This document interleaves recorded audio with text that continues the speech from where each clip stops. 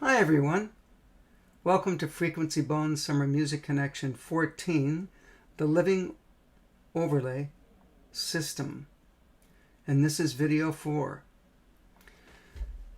I'm Norman Bolter, and I just love working into this territory. It's all about life.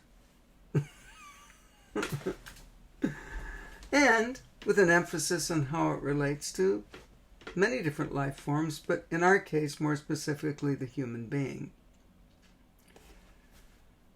And I love anagrams and looking at letters and the meanings of them and acronyms. There's something that catches me. And I was thinking about the Living Overlay System. TLOS. I went, PLOS. Then I paused. Thought, wait a minute. If I take the T from the beginning and put it at the end of that acronym, that word is not even an acronym, but it spells lost. LOST.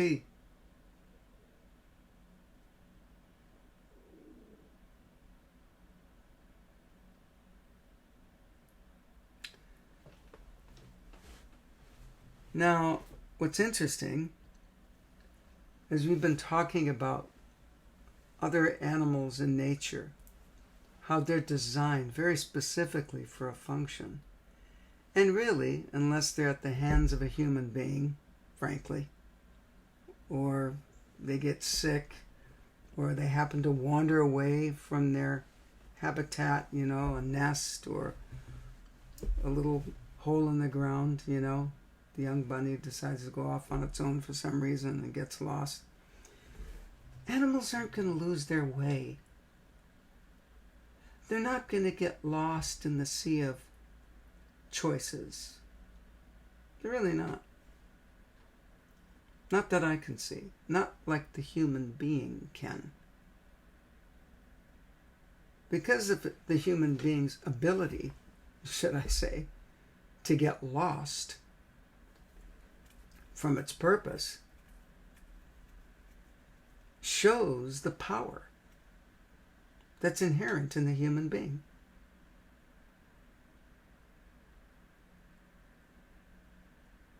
And we can course correct.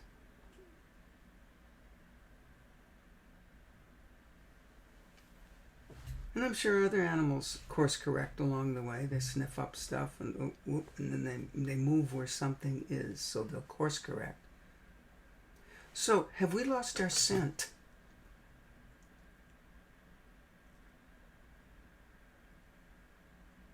It's so easy for our mind to get caught on something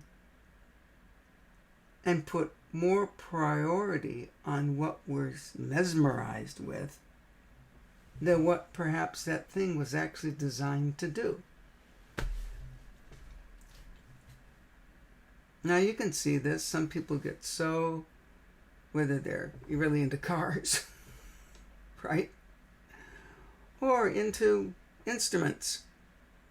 The latest model, the latest mouthpiece.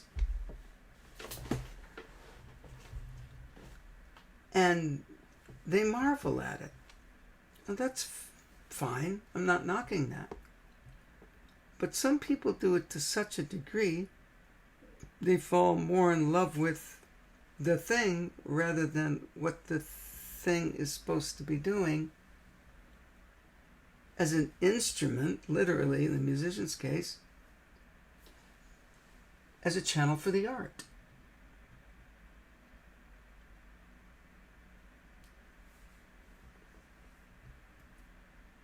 So I think sometimes we have to be careful. And in the age of virtual reality,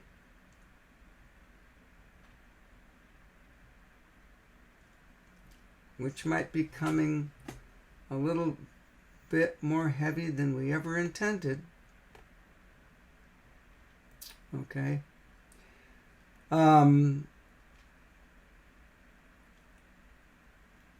It's so easy to think that, oh, I can change that.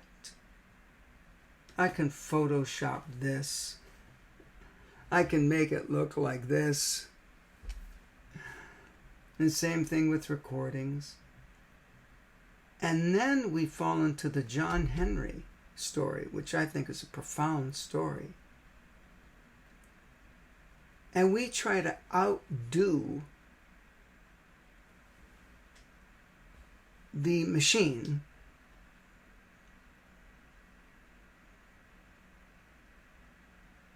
by taking our machine to heights maybe it's never been before at a mechanical level.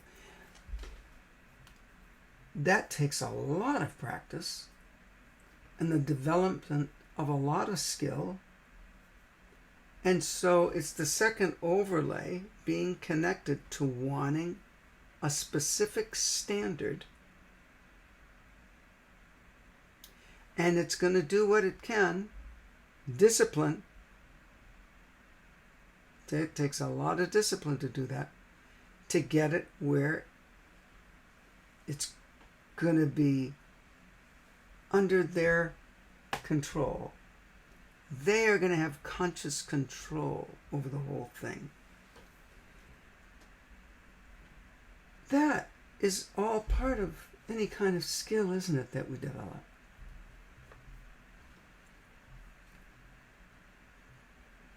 But when that becomes an incredible search for perfection,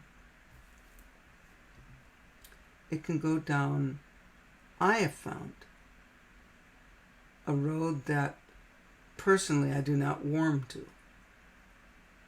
Something starts to be missing.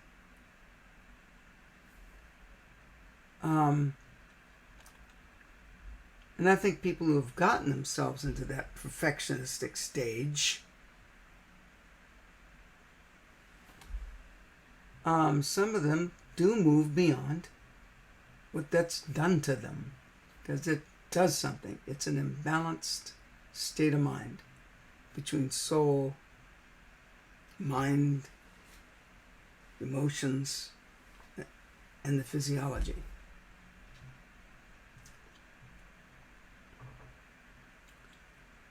Not everyone can do that, and not everyone needs to do that to have a fulfilling artistic life.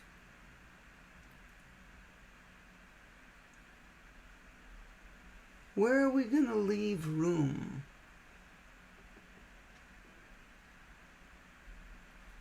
for that something in us to come through?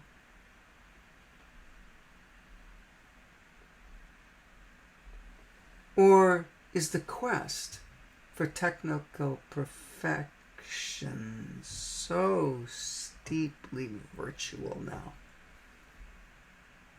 where we don't want one little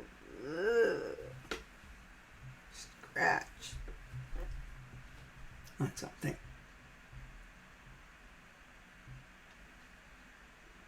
There's only one perfection,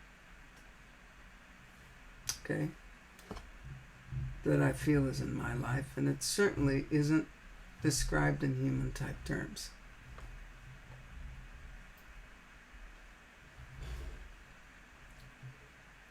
So I can listen to certain things and certain ensembles, for example, and say, my gosh, that's so good, I can't even believe it. It's so good, I'm not feeling anything. Except the, wow, that machine shines. Everything's just smooth and tucked into place.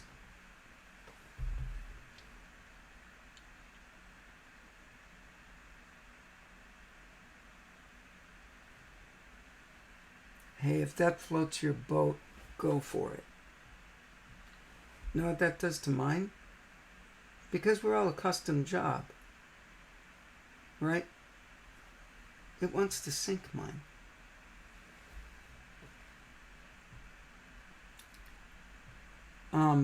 Because if it chokes what I'm trying to say, then that's an imbalance for me. Other people it might not.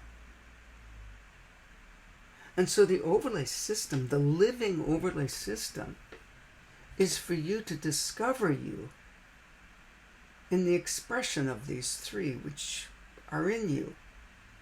Your robotic automatic systems, your physiology, the driver of that vehicle, the person inside, and the deeper aspects of them, called their essence or soul spirit, which are the causative realms. The human manifestation physically, just like every other form,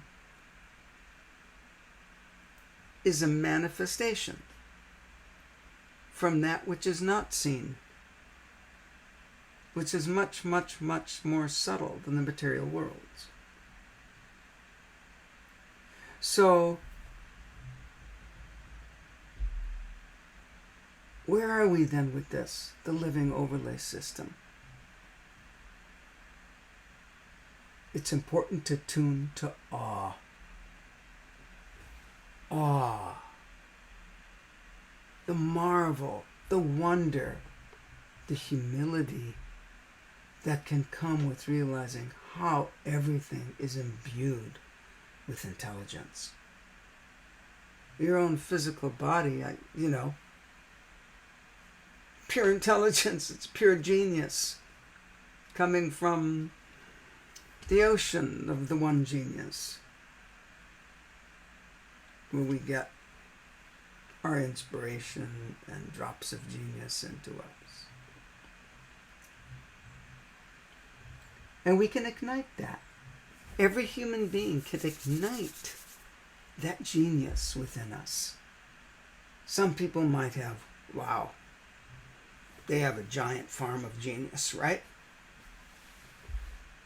Some people might have a little bit of land of genius, or a little patch. That's like saying, having a little bit of infinity.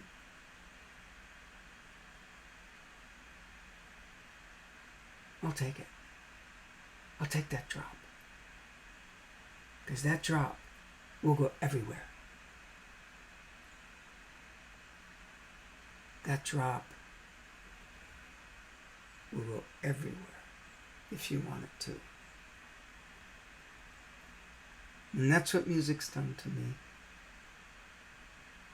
And isn't it the most important thing?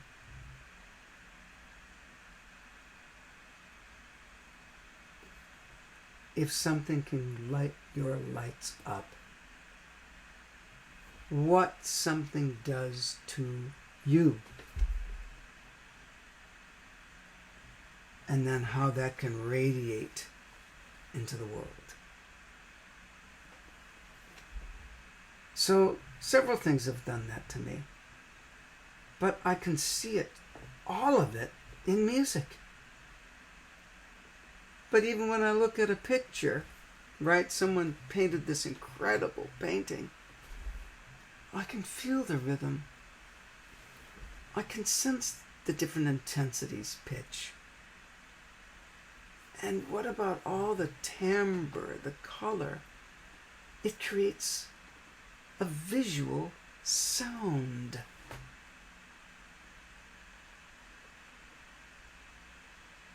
Just like music can create a sonic picture. When we start getting into this type of territory, we move into the third overlay of integration and art. And how do we do that? By building these relationships. If we're interested, you can do it with anything.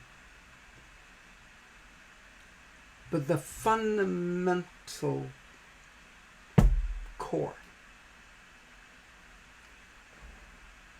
is if we can be drawn in to see the interconnectedness of things. Through even one lens, like rhythm, pitch, and timbre. And if you don't want, see, that wasn't one, that was three, wasn't it? But still, that trio, I can see the whole world with it. Everything. There's nothing that I can't put rhythm, pitch, and timbre to. Tell me that isn't incredible. Not that my ability is incredible. I'm so thankful that that's the direction my art took. Because it never runs out. Ever. It can't. It's a drop of infinity. And that's the value of application, isn't it?